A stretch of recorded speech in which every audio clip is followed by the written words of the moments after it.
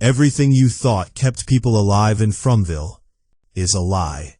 The talismans, the totems, the rules, gone, rewritten in one episode. And the scariest thing here isn't the monsters, it's realizing you never actually understood the rules of the game you were playing. Season 4, Episode 7, Best Laid Plans. For 3 seasons, nobody in Fromville was talking to each other. Jade alone with his symbols, Boyd chasing worms through his own bloodstream, Tabitha digging holes in her basement. Knowledge stayed fragmented, and that fragmentation kept everyone trapped. Episode 7 blows that wide open. Boyd and Jade stand up in front of the entire community and do something they've never done before. They pool their trauma, line up their theories, present a single unified hypothesis to a room one bad night away from completely losing it. The theory? Children's bones, buried inside the hidden architecture of the town. That's the key out. But why now? Because Jim Matthews is dead. His body wasn't just left, it was mutilated. And carved next to what's left of him, 4 words. Knowledge comes at a cost. The town sees a threat. Boyd sees a confession.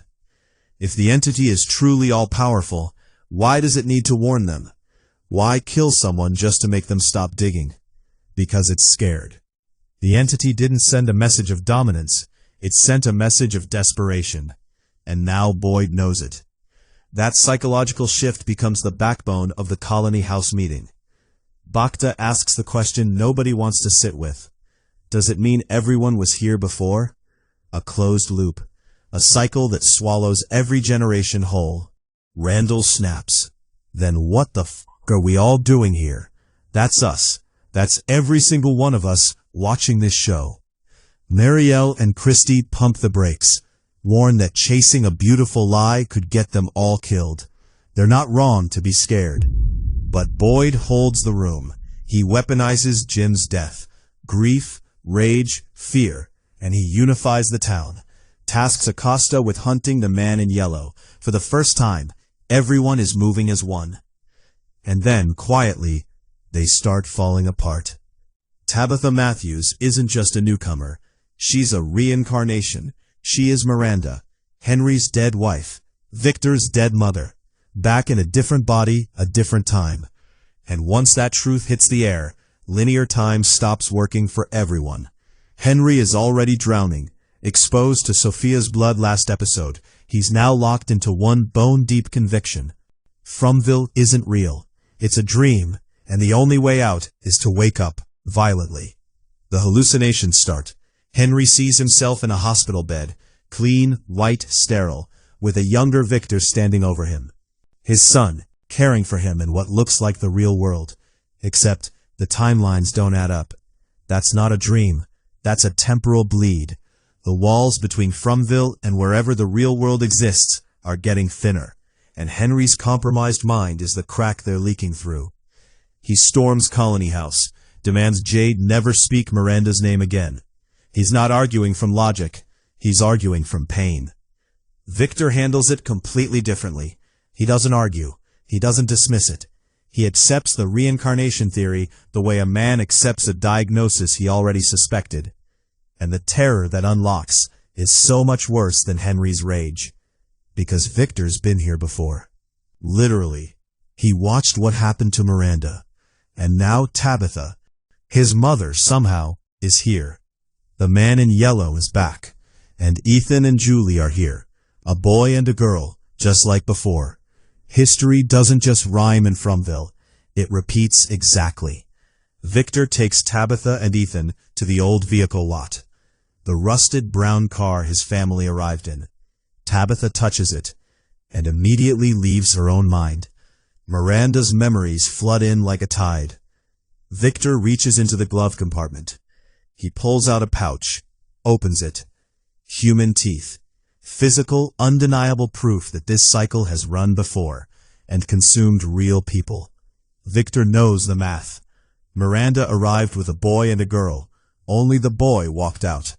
Now Tabitha is here, with a boy and a girl. Ethan and Julie. He grabs the pouch and shoves it directly into Ethan's face, frantic, desperate, trying to force this child to understand what's coming, until Tabitha throws herself between them, every maternal instinct firing at once, protecting her son from a man who is technically, impossibly, her son from another life. While Colony House argues about the past, the man in yellow is already in the building. It shapeshifted into Sophia, stood at the table, listened to every word of Boyd's defensive strategy. The moment it learns Tabitha's totems are being tested as offensive weapons, not just shields, but tools to actually fight back, it knows it has to move. Sophia slips away to the isolated tool shed. Inside is Roger, a Colony House resident killed, body kept there. Except Roger doesn't look like a body anymore. His face has been carved into a wide, frozen smile. Eyes covered with buttons, sewn directly into his skin. A life-sized ragdoll made out of a person.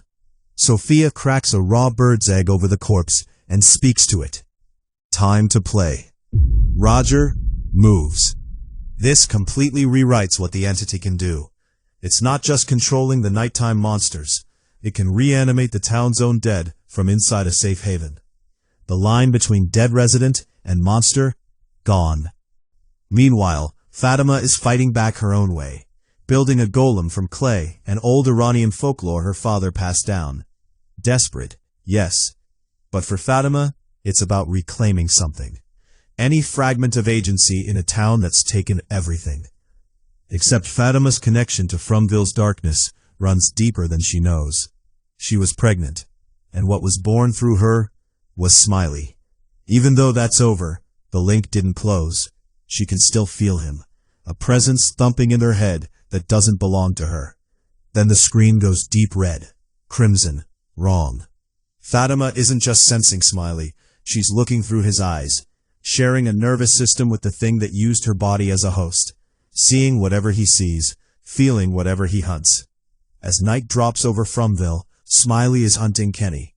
Boyd's plan was to test the totems himself, but his hands won't stop shaking. Tremors too severe. Ellis and Kenny won't let it happen. Kenny takes the spear, moves into the shadows, tracks a lone creature near the transit bus, lines up the shot, positions perfectly, breathes. He drives the spear into the monster's back. Silence. Nothing happens.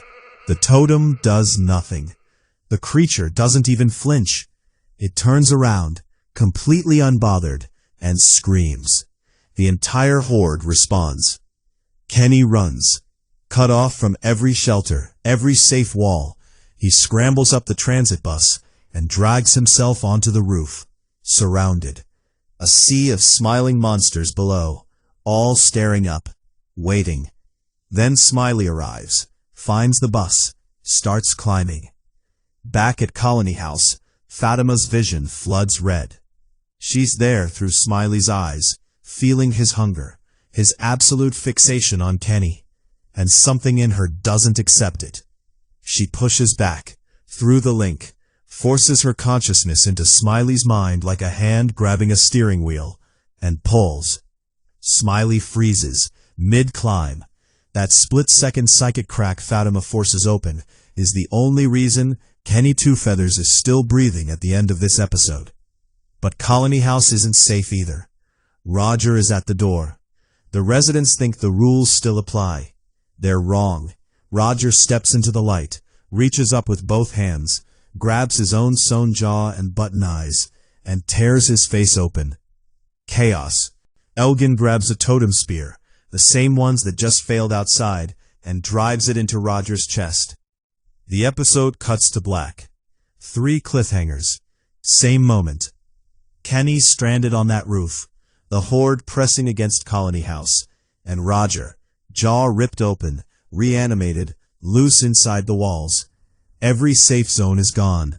Every rule is dead. Fromville didn't just raise the stakes. It flipped the board. How deep does Fatima's psychic link to Smiley actually go? And can she turn it into a weapon? And those teeth in the glove compartment, whose are they?